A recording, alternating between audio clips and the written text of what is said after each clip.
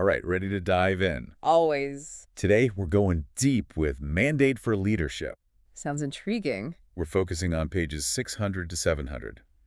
It's dense, I'll admit. Oh, I bet. What's in those pages? It's a conservative take on shaking up some big government departments. Hey, Transportation, Veterans Affairs, and we'll even touch on the Treasury. those are some heavy hitters. Lots of potential impact there. Absolutely. We're talking economic policy, how services get delivered, regulations, the whole 9 yards. Can't wait to dig in. So first up, the Department of Transportation. What's the big vision? This book is all about affordable and accessible transportation. Makes sense, but I bet there's more to it. You bet. It's not just about roads. It's about how all forms of transportation, cars, trains, planes, can work together. A holistic approach then. Okay, give me a concrete example. How do they propose to make that happen? Well, one idea is actually pretty bold. They suggest possibly separating the FAA from the Department of Transportation. Well, hold on. The FAA?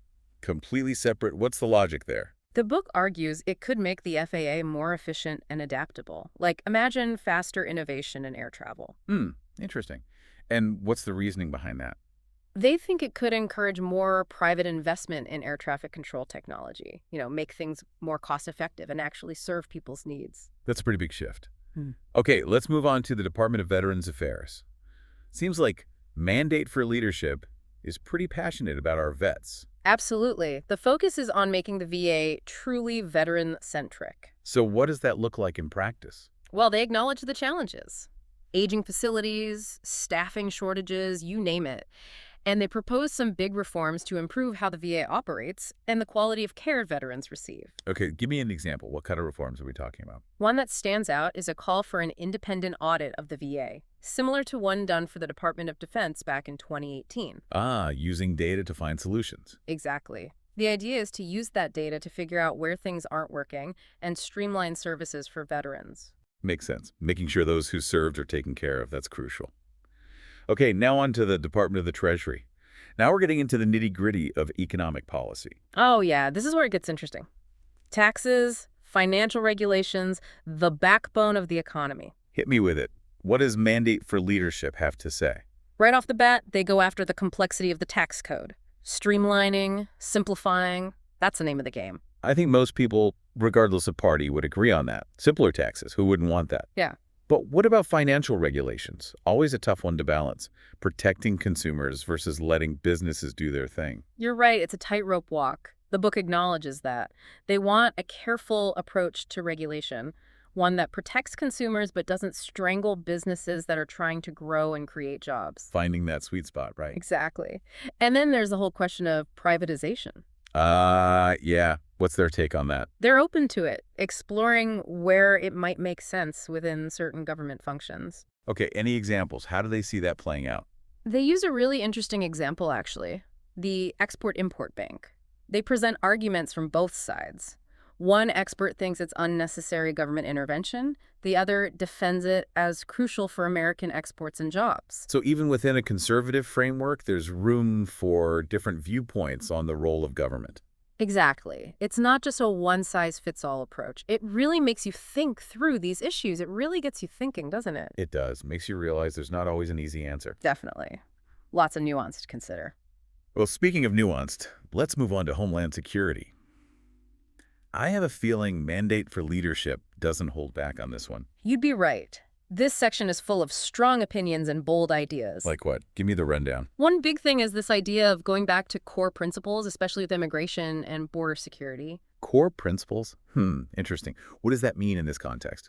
Well, they push for a merit-based immigration system, attracting immigrants with skills that benefit the economy, that kind of thing. So less about family ties, more about economic impact. Right, and they also want to tighten up border security, like really using all the detention space we have and limiting those alternative programs. Sounds like some pretty tough stances. I imagine those would be controversial.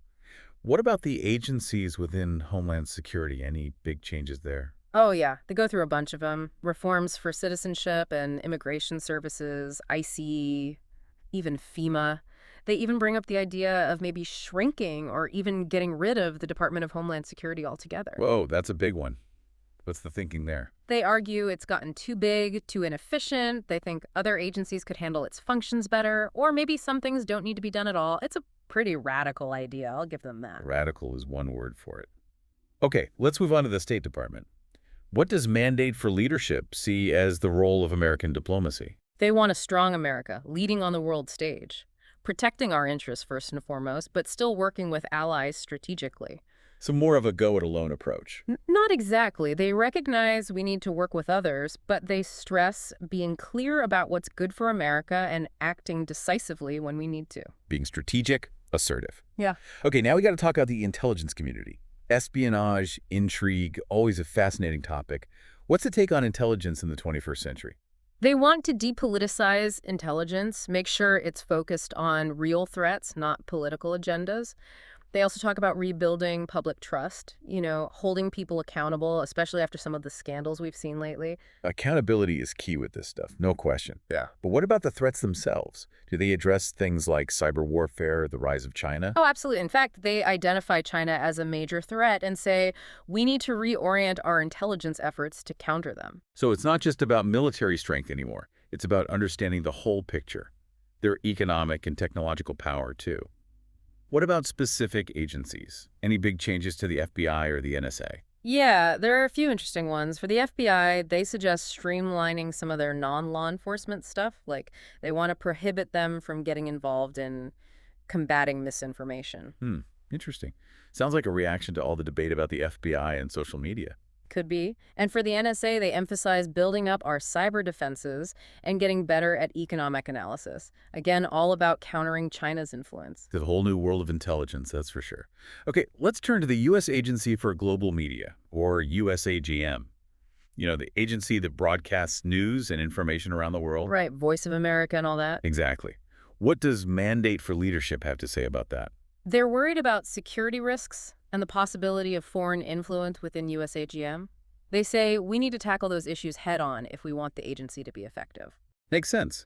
If the agency itself is compromised, its message is going to fall flat. What about USAGM's role in countering disinformation, promoting American values? They don't really get into the specifics of content or messaging.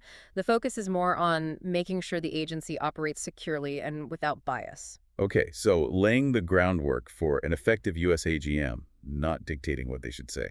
Fair enough. Let's talk about USAID, the Agency for International Development. What's the book's take on foreign aid? They want a more strategic approach, one that gets results, one that puts American interests first and helps recipient countries become self-reliant. They actually criticize the current administration's approach, saying it's made countries more dependent on aid instead of helping them grow sustainably. So less about handouts, more about empowerment. That's the idea. They want USAID to work more closely with the private sector and focus on initiatives that promote economic growth and good governance. Helping countries stand on their own 2 feet, that's the long-term goal. Okay, let's shift back to domestic issues. What about the Department of Health and Human Services? Healthcare is always a hot topic. You said it. This book takes a hard line against what they call runaway entitlements, specifically Medicare and Medicaid. Okay, so those big government healthcare programs, what's the problem they see with them? They say they're unsustainable, that they're costing too much, and preventing innovation in healthcare. So they want a more market-based system, less government involvement. That's the gist of it. They want people to have more control over their healthcare choices, to encourage competition among providers, and to see more innovation in how care is delivered. And what about the big cultural flashpoints in healthcare? Abortion, transgender healthcare, those kinds of things. Oh, they definitely touch on those. They're strongly pro-life, advocating for policies that restrict abortion access and protect healthcare providers who refuse to perform abortions. They also express concerns about what they call the focus on LGBTQ plus equity. They want policies that support traditional family structures. Yeah, those are definitely some hot-button issues that reflect the divisions we see in society today. Okay, moving on, let's talk about agriculture. Always a vital sector, but often overlooked. Right, and this book zeroes in on what they see as too much government involvement in agriculture. They want to scale back the USDA's role.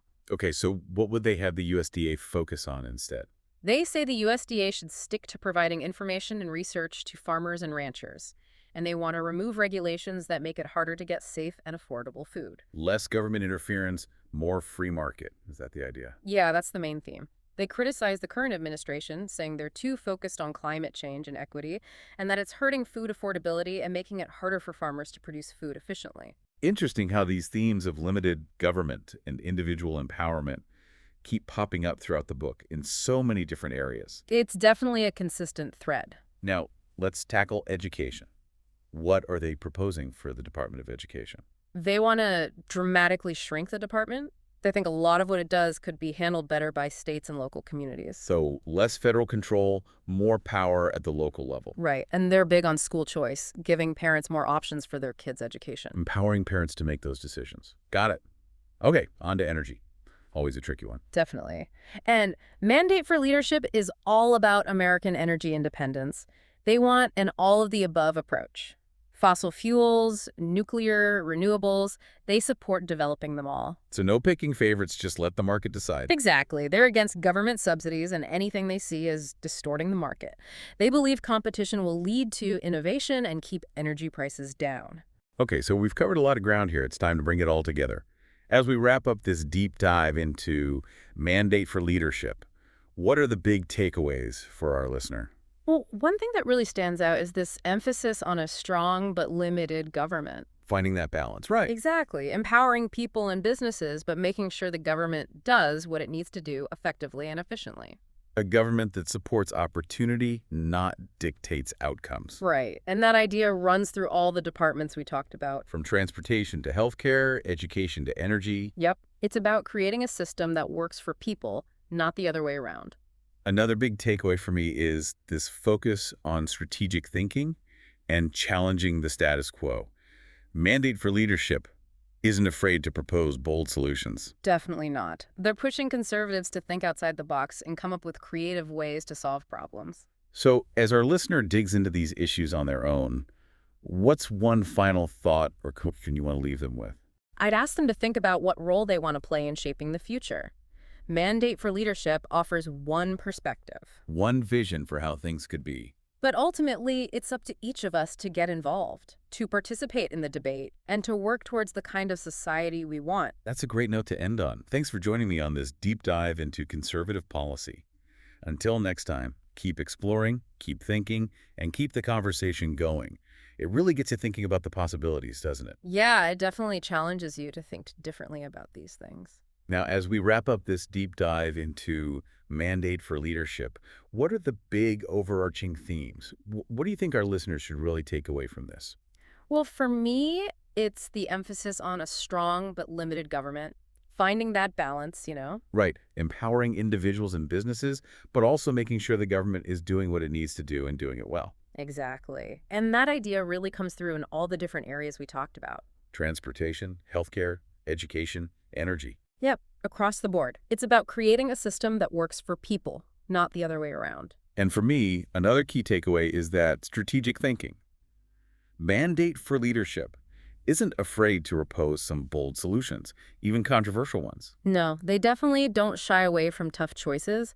It's a call to action for conservatives to be bold, to think outside the box. So as our listener continues to explore these issues, what's one final thought, one question to leave them with? I'd ask them to think about their own role in all of this. Mandate for Leadership offers one vision. One path forward. But ultimately, it's up to all of us to get involved, to participate in the debate, and shape the kind of society we want to live in. That's a powerful message.